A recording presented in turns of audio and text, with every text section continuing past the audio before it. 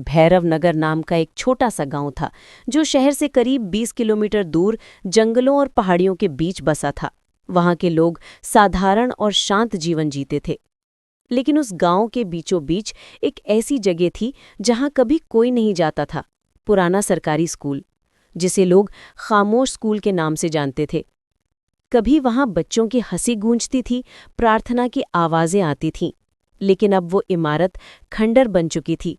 टूटी खिड़कियां, जंग लगे दरवाजे और चारों ओर उगी जंगली झाड़ियां, मानो वक्त ने उसे निगल लिया हो।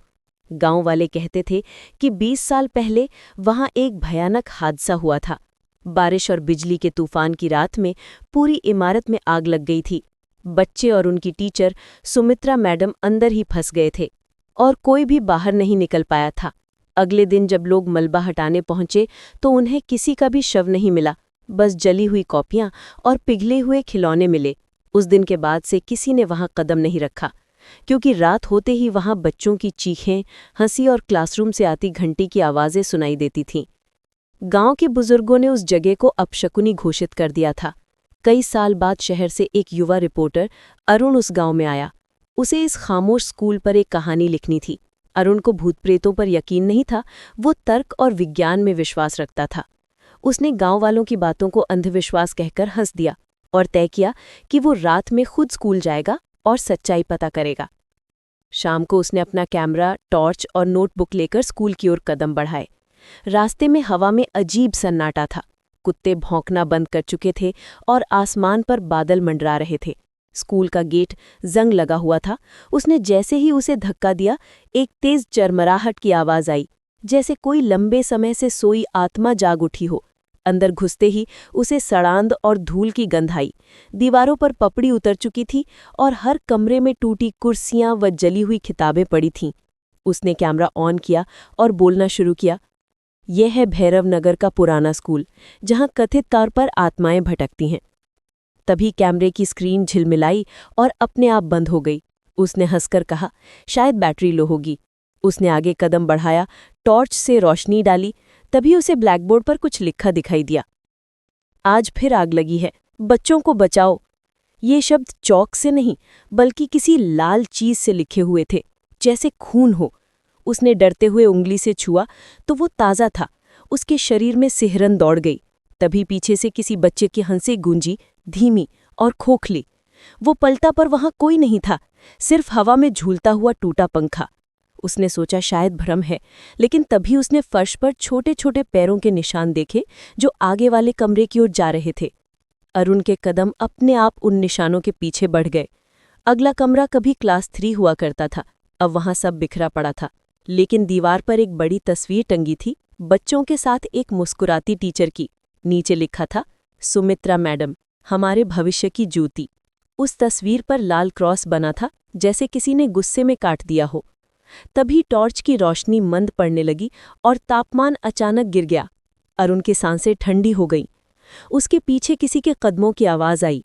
उसने धीरे से पलटकर देखा, वहां एक औरत खड़ी थी, सफेद साड़ी में, लंबे खुले बाल, चेहरा झुका हुआ और उसके पैरों के नीचे जमीन पर कोई छाया नहीं थी। वो धीरे धीरे उसकी तरफ बढ़ी और उसकी ठंडी सांसें हवा में फैल गईं। अरुण ने डरते हुए पूछा, कौन है आप? वो औरत बोली, मैं वो हूं जिसे यहां जलाया गया था। तुम क्यों आए हो यहां? उसकी आवाज में दर्द और गुस्सा दोनों थे। अरुण ने कदम पीछे खींचे, पर दरवाजा अपने आप बंद हो गया। उसने दरवाजा खींचने की कोशिश की, लेकिन वो जैसे किसी अदृश्य ताकत से जकड़ गया था। तभी क्लासरूम में टेबल अपने आप गिरने लगी। ब्लैकबोर्ड पर चौक अपने आप चलने लगा और लिखा गया, क्लास शुरू हो गई है। बच्चों की हंसी गूंजी, फिर किसी की चीख। अब वो औरत करीब थी। उसका चेहरा ऊपर उठा, आंखों की जगह गहरे काले गड्ढे थे और मुंह से धुआं निकल रहा था।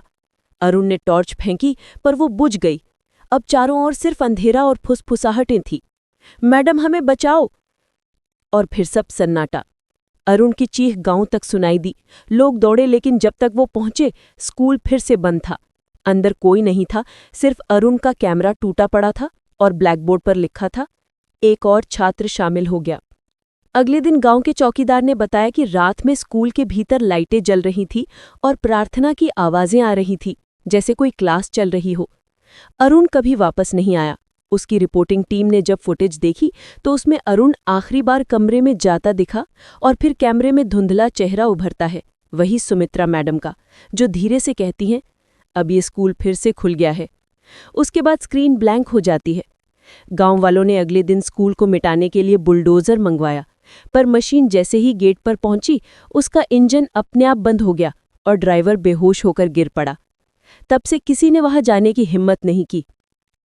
कहते हैं जो भी रात में उस स्कूल के पास जाता है उसे बच्चों की कविताएं सुनाई देती हैं, ट्विंकल ट्विंकल लिटिल स्टार, और बीच बीच में एक धीमी महिला की आवाज़, चुप रहो, क्लास चल रही है।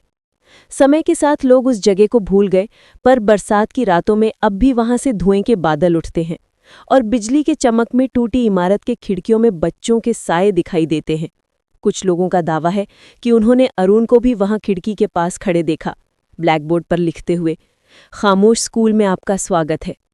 अब वो भी वहीं का हिस्सा बन चुका है और गांव के लोग जब भी अपने बच्चों को स्कूल भेजते हैं तो हमेशा ये दुआ करते हैं कि वो कभी गलती से उस पुराने रास्ते पर न जाएं जहां खामोशी ही सबसे ज्यादा बोलती है।